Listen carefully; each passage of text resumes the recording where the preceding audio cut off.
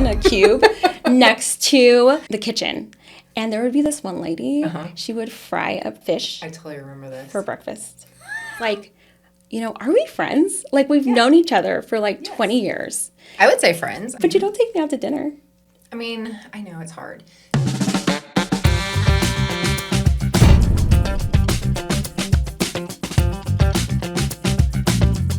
All right. Perfect.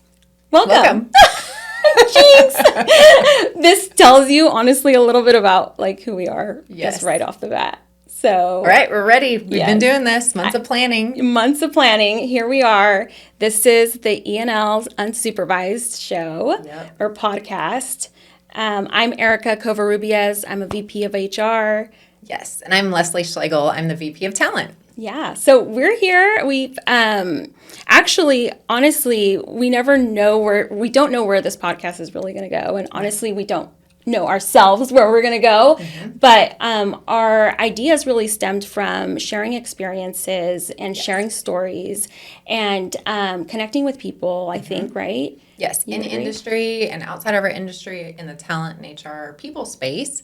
I think in every industry and every company, people is such a big deal, and talent is hard to find, and we deal with people every day. Every single day. So it's, all the ins and outs of people operations, from hiring to separations and really, honestly, real life shit, right? Yeah.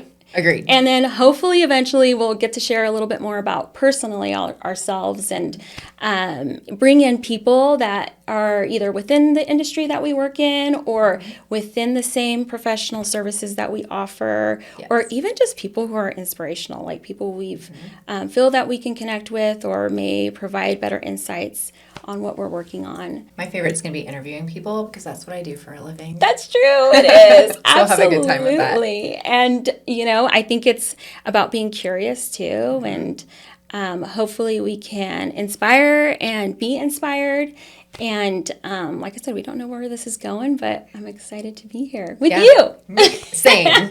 We've worked together on and off for the last 20 years, which I think is pretty unique. Always in the construction space, and we've always been able to call each other, going out to lunch and doing all of those things. And what I find so cool is that I feel like I'm always trying to get you to do presentations with me and speaking engagements, and this was your idea. So, which is crazy. Can you hear my voice shaking right now? It is because I do have a fear of presenting. So, and nobody's here to see this, which is hilarious. So, except for potentially one viewer that will watch. No, two. It'd be you and two. That's right. We're going to be watching.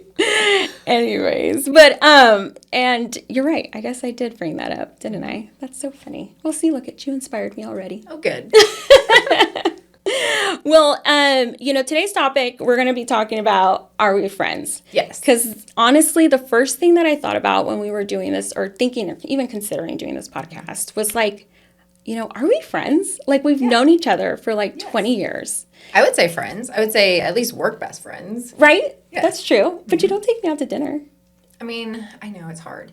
So you're in the thick of it with your family and having young kids, and I'm now an empty nester with a man-child. And so it's just one of those where it is hard because we live on opposite sides of the city. And but I will say every time we go to events at our executive meetings and at conferences, we're always by each other's side. Oh my gosh, or sitting across from each other? Yes. Making eyes. We don't have to even... I know exactly what you're saying or thinking. Absolutely. It is the best being in a meeting with Leslie because you're absolutely right. We can just honestly give each other some looks and we're just on the same page. Mm-hmm. Although I do think some find it fun when we argue. Oh, that is true. Mm-hmm. We have gotten into some heated arguments. Napa? Yeah. Yes. That didn't even make our list. It didn't. Oh my gosh. But that was actually when we were here at Royal. Oh my gosh, that is so crazy. Yeah. So let's take it back. Let's share with, I guess, the audience some how we met. Background? Okay. Yes. Let's start with our background. Okay. So we started back in the day at a construction management firm. You were already working there. I came on recruiter, first time in kind of a corporate setting, doing recruiting. I had placed somebody at the company, so was excited to sell one organization and learn just kind of the corporate recruiting, talent acquisition space. And so we used to go to career fairs. Oh my gosh, yes. We would do training events and the group that we worked with. I mean, we were so green out of college in our careers where walking into a executive's office was really a big deal. It was huge. Yeah. And we were downtown. Yes. And it was like just a big girl job. It was. Felt like. I even had an office with a window, which was kind of a big deal. You had an office? That's right. Oh.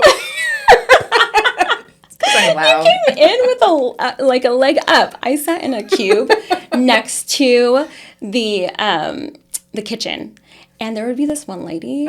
She would fry up fish. I totally remember this for breakfast. It was just horrible. Yeah, it was horrible. So yeah, lucky you. You got an office. We ended up moving, but to a new office. But I will say one of my favorite memories there is we used to go on walks. Oh my gosh. During our lunch breaks, and then there was a mall there, so we were able to go and do shopping on our lunch breaks, and then definitely some good people watching. Absolutely.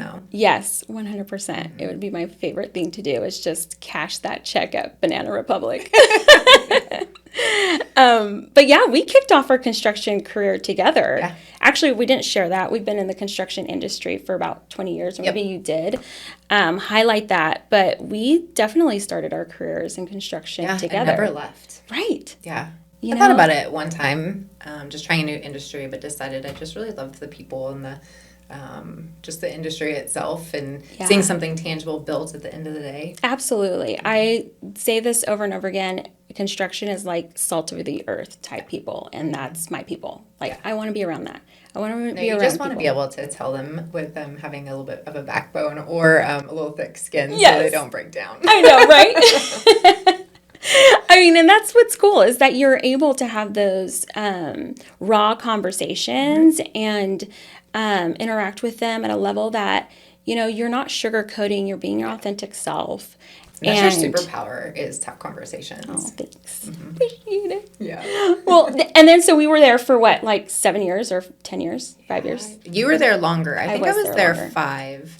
And then I took off to a larger engineering company. I wanted to experience kind of the big public right. company, publicly traded company, and work with a lot of different recruiters, and that was kind of where I found my niche with recruiting and talent and workforce development, and just really kind of honed in on what I loved and was passionate about and kind of ran with it. So it was fun. Crazy. And then I stuck around. Her and I worked for the same obviously manager, and so I stuck around and hung out with him, and then did the whole stepbrother thing, and we interviewed for our next job together. And then we landed that. Yep. And I went from working with that construction management company and then working with a general contractor in the area. Totally different. Completely different. So that's crazy. You went engineering. I went straight general contracting. And then I went MEP subcontractor. Yes. So I had 2 stints, I guess, in between your time at the GC. And then I had no idea that you were at Royal when you were calling. Gosh.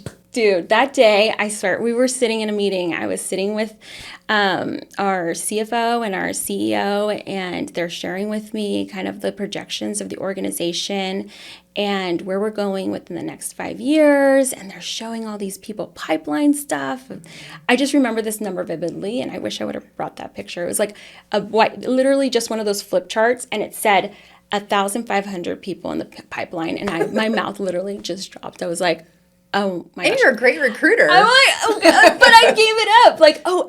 I had totally made a shift in my career when I moved into the new organization with that general contractor. I had left recruiting and focused on HR, general, work. And, then they're asking me to go back to recruiting. And the only person I could think of was Leslie in my head the whole time as they're talking to me about people pipeline and recruiting and all of this different stuff. And I was just like, oh my gosh, I wish Leslie was here. Exploded. Yes, literally.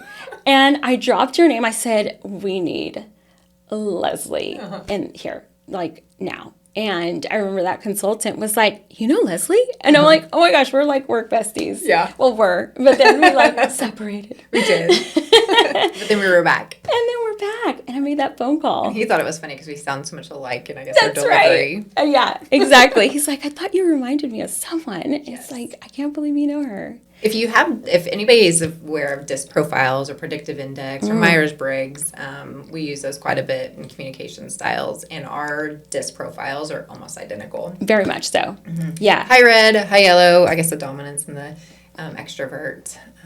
Exactly. We're people. We want to be around. We get a little bit of FOMO, but we definitely drive things. And so, we're definitely drivers in that sense.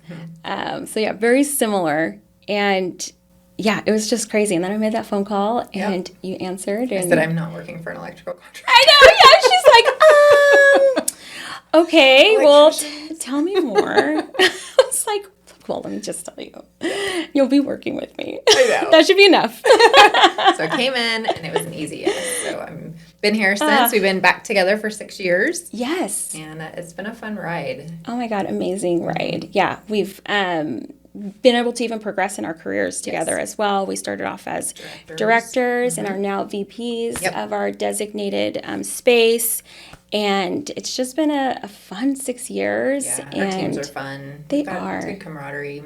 Absolutely. And we're so intertwined. We're always working on different things together, whether it's within learning and development, within employee relations or people operations, or we have this people pipeline initiative that we're consistently working on, leadership development, succession planning. Mentorship program. Oh my gosh, the mentorship program and all of that stuff. Talent pipelining. Yes. Internship programs. Oh my gosh. Skill trade internship programs. So a lot going on, but a lot of great things. And we've had an opportunity to share those out in industry at events and present on them and showcase all of the stuff that we do. And I feel like we are, for, I guess, a smaller organization, very innovative and always trying to push boundaries and how we can expand and be different.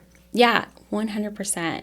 So what's your favorite memory from I was just looking at the picture right now. I was like, dude, I don't know. Maybe eventually we'll get to zoom that in once we can figure that out. But yeah, we were babies. Yeah, I know. It was proms.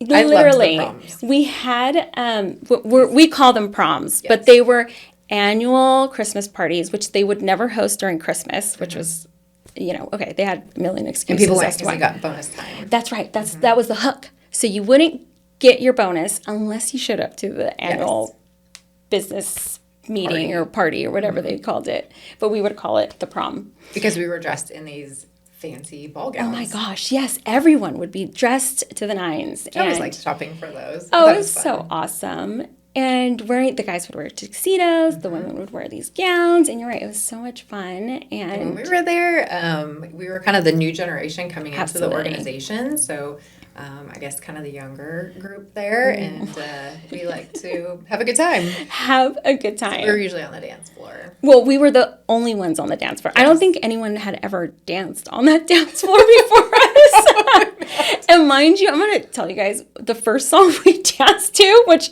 wasn't even like, I don't even think we took a second to think about whether we should dance or not. Yeah. As soon as the song came on, which is, I referred to it as Apple Bottom Jeans. Yeah, same. But we just found out that song is actually called Low. By Flo Rida. By Flo Rida. As soon as that came on, we hit that dance floor. They always say if there's a song or a scent, that it will always take you back to that time. And that song will always take me back to the prom. Oh my gosh. At work. Hilarious. Oh my God. It should be our theme song. It should be our theme song. Maybe it should be the podcast song. But so we hit that dance floor and we literally dropped it low. Like we had no shame in our game. And everybody was watching. Yeah. But you know what? We got everybody to dance. We did. We got people up and they were dancing. A bit of the culture there. We did. Yeah. It was. Yeah. It was, I think, the the push that the organization needed to at least I'll give ourselves credit for that. Yes. I don't know. That is definitely top memory for me. I think the other one is our Cal Poly trip. Oh, those are always so fun. Oh my gosh. So much fun. Mm-hmm. Remember that night we called Derek after going to the bar? Yes. And Derek's our manager, which I hope we get him on this podcast. Yes, we have to interview him because I'd love to hear it from his perspective, like what it was like working with us or having us as his employees, because I'm sure we were not easy. Actually, I vividly remember we weren't easy at all, but I was told multiple times. And he probably sent you to tell me multiple times. Probably. But that memory, hangs like in my little It was fold. fun. It And was then so we much would, fun. at that time, I remember at the time we would wear heels Oh gosh, for like like idiots. 8 hours. Well, I don't Now know. I'm like tennis shoes, as Flats. comfortable as I can be. I bet. Yeah, would never. But Oh my gosh, that is so funny. crazy how it all revolves. It's like you start kind of green in your career. You're doing career fairs. You're, just doing all of these things that seem, so different from, I don't know, from your first jobs as you're coming out of high school. Right. And then, it's just. The things you kind of shed along the way, right? Or the things that you value at some point in your career shift, right? Yeah. And at that point it was going to Banana Republic. It was going to all these things, making sure we were wearing the, professional outfits and high heels. And not that we don't wear professional outfits, but and just making sure that, we were consistently like that. That's interesting how we shifted. We still do that, but it just shifted a bit for us in terms of that. To more comfortable. For sure. Okay, so, let's loop back to the original question, of are we friends? Because I think this is honestly a hot topic, at least for me, because I'm currently in a space where I have, family obligations, right? And so it's sometimes hard to split that personal and professional time. And I do like to keep things separate too. It's healthy, I think, for myself. And so balancing relationships in the workplace is super difficult, right? Yeah. And how do you maintain those? And those blurred lines, right? If you don't protect those boundaries, it could blur, absolutely. And it then goes from professional to personal, I feel, real quickly. But then it's hard, too, because we've known each other for so long. Right.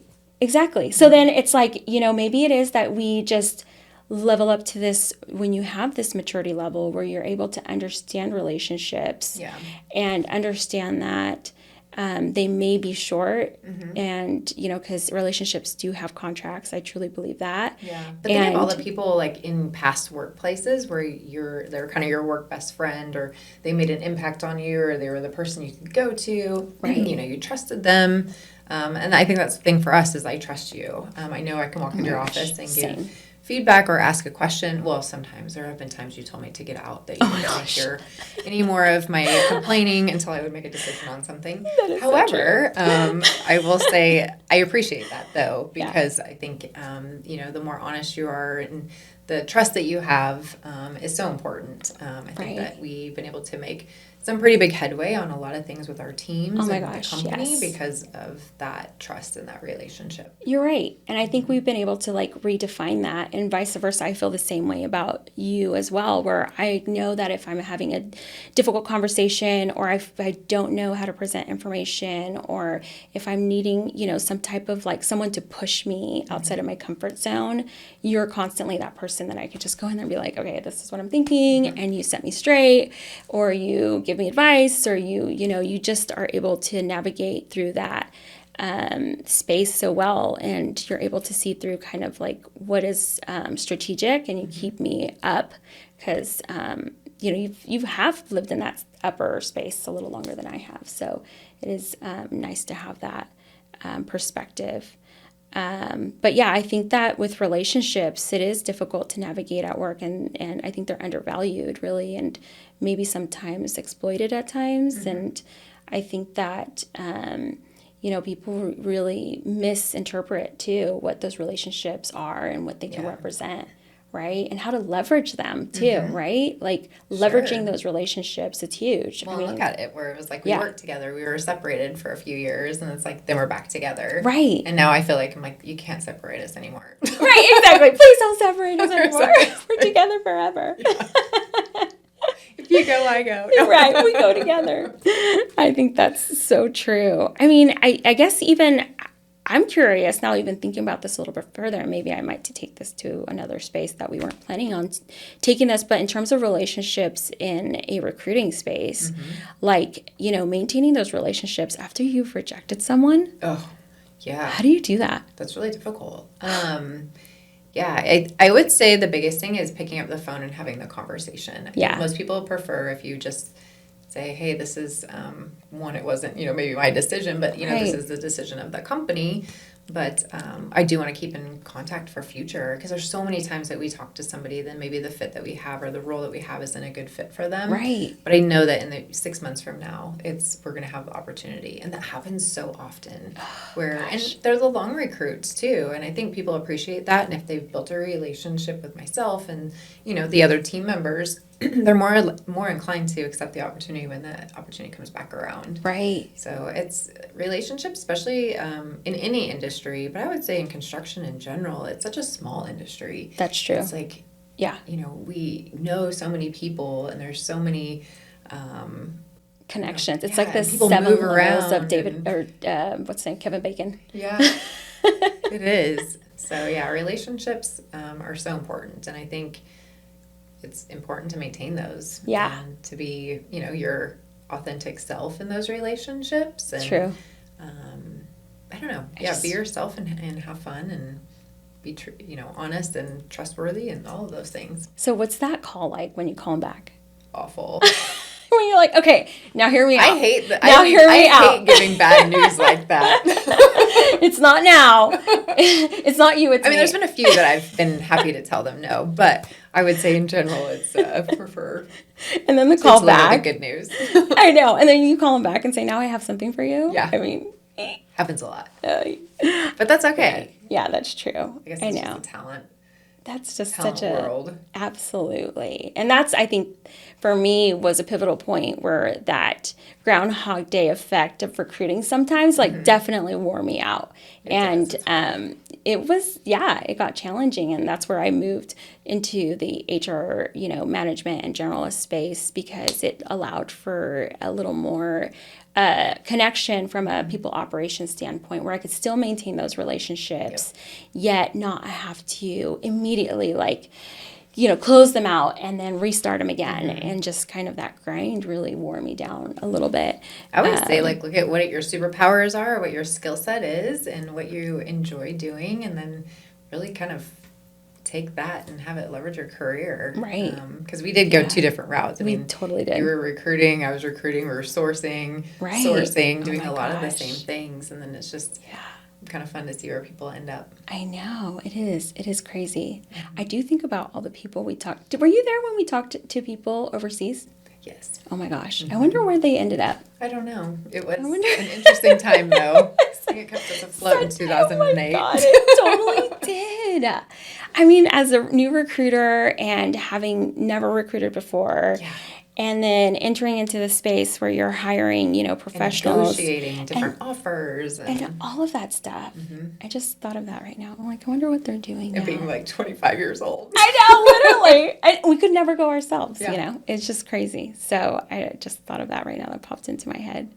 I just, and I deal with relationships from a different perspective, in a sense that, I manage those relationships, or help managers or leaders manage those relationships with their employees, and how to navigate those conversations, and whether they're positive or negative, and how does that impact others, and seeing people as people, and then adjusting your efforts, and and obviously there is a point there sometimes that there is no more adjustment, right? We have to come to an end, and it turns into a separation of sorts, or that employee realizes that we're not that fit for them anymore, right? And they part ways with us. And so, from a relationship standpoint, or are we friends? I think that you can maintain that friendship from a professional standpoint with that connection. It just means that we don't always have to be together all the time. But there's ways to stay connected, right? Yes. And keep in touch. And now they have our offices next to each other. So. I know. That is so true. We do have our offices next to each other, which I am totally emptying out that space in between us. So it could be like a therapeutic room or a scream room, or we could do something or both. We have this closet space in between our offices, and it's just full of files. I'm just ready to dump. But it's just building those connections, I think is super important as we think about relationships. And because honestly, in our industry, I know we keep talking about construction, but because that is what we're hyper focused on, but we really want to explore more industries than just our own. Because we all have the same, issues and same things going on. Right. It's all around people. Yeah. What do you call them? The most uncontrollable resource. Yes. Oh my gosh. Can't control people. That they are our most uncontrollable resource. Hashtag. Yeah. Or whatever. What are the cool kids saying these days? Hashtag. Aging us. I know, right? Totally aging us. But what I was going to say with that, with our industry specifically, is that more often than not, it's either the person's going to move into a new organization, either going to work with us as a partner. So all of a sudden, they're either our GC, or they're either a sub or a prime, or a specialty contractor, or sometimes even become our client. And, and all of a sudden, that relationship shifts. I actually go back to some of the schools that we used to recruit from, like Cal Poly or BYU or, UCLA. I remember going to UCLA that time, too. Oh, man. But it's where I follow their careers where they were, interns and project engineers, and now they're executives at, amazing firms that we work with. And absolutely. That's a part of the relationship of keeping contact. And then going back to, delivering bad news, or if we're not moving forward with somebody. Right. Sometimes things that ease that is just having a text in between, or a note, like a handwritten note, like, hey, just checking in on you, or sending them some swag, or hey, we're thinking of you, or a newsletter, or something that keeps just kind of royal in front, where, they know that it wasn't, that we still want to keep in contact for future opportunities. But that makes a big difference in kind of maintaining that relationship. That's true. I'm so bad. And then sometimes I just kind of, especially if they're friends that I've known for a long time. Right. Like I've got one, like I'll just send a text randomly, like, are you ready? And he's like, when you guys are ready for me. And so it's just, we're not quite ready for that particular candidate, but it's when I just every couple months, like, are you good? And checking in. Yeah. So that helps to kind of, That's awesome. Makes it fun. Yeah. I always wondered, I know I lived in that space for a while, but it felt such a grind for me. And just thinking how long you've been in the industry from a recruiting standpoint, kind of maintaining those relationships throughout. I mean, that's just, it seems like a lot of work. It is. I'm tired. But it's fun. And I think it depends on who you're surrounded by and the company that you're representing. And, that's true. God, it made it so much easier when you are representing an organization that you believe in. Yeah. For sure. That does make it so much easier. Yeah. And I think even with the relationships too, if you're keeping it authentic and real, and being raw with how you speak, those tough conversations will be easy, right? And or you will feel more inclined to continue to engage that individual, like throughout the whatever process you're going through. Yeah. So I think that helps as well if you have that culture and that mindset, and the thought about how you present that information and communicate can affect others, right? Yeah. I do think, going back to Are We Friends, you and I have always been in similar roles. Like, we've been peers. Yeah. And so it's always easier to kind of maintain that friendship even kind of outside of the workspace. Right. It is, something to kind of bring up is if you've got people that report to you and, they want to be friends, or you enjoy being around your team. Oh, good point. I would say there is where you really have Yes. to kind of draw a line in the sand of, like, yes, we can go out and have fun. We can go and enjoy lunch. But I always kind of say, like, you have to dip out. Oh my gosh, yes. The after-hour good activities. Irish dip. Yes. You're really good at that. I love an Irish dip. I just like to just go away, kind of like the Bert Simpson's like thing where you just kind of like fall back into the bush. Absolutely, I do that. But I encourage that as well, because I think I kind of like live by it too, because you want to maintain that relationship that you have from a business perspective, yet you also want them to enjoy themselves personally, right? And having that separation, again, goes back to being healthy and setting those boundaries, and allows them to be themselves and comfortable too, right? Yeah. And I think coaching our teams too on it. For especially sure. As we have, people that are going into kind of entry-level management roles where they're managing others, and how they kind of maintain that and manage that. It is especially hard. when you go from a peer to kind of the individual contributor in your peers to now having to manage, and It's such a shift. It is hard because now you're having that could be a topic. Oh my God, totally. Write that down. Next topic. Write that down. Shifting from independent contributor to manager. Yeah. There's so many people that do it. So. Absolutely. And those conversations become hard because all of a sudden you're talking peer to peer, and now I'm your manager, and I'm asking you. I'm not asking you. I'm telling you. And you haven't had that time to kind of build up your, confidence, and then they're waiting to see how you're going to adjust into that. And it's hard to kind of posture into that new role. I mean, I definitely remember those days. Yeah, that's just interesting. I mean, like, people are a most uncontrollable resource, and it's just unpredictable, right? How they're going to respond. And I think that's going back to the whole "Are we friends?" thing, is understanding what friends mean to you and what it means to that other individual, and setting those boundaries and ensuring that you guys are in agreement about like what that means for each other. Yeah. And I think that will help, maintain that relationship in a healthy space, whether it's like even work or personal, honestly. For sure. So what's next, or what I guess our audience can expect from us in terms of topics are, we were thinking about like talent therapy, kind of working through that.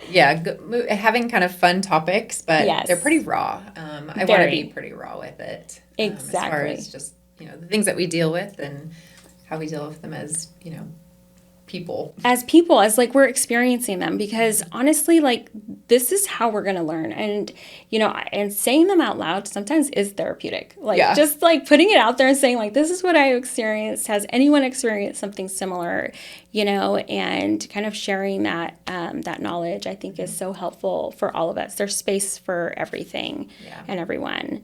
And I think we've even talked about, potentially having, like we actually said at the beginning of this, is having guests in this podcast that can help, influence us and inspire us, and maybe like share their insights on their experiences or lessons learned, or, whatever space they're in that can, benefit us in some way, or maybe we can connect with others, in some other way as well. So, really looking forward to that.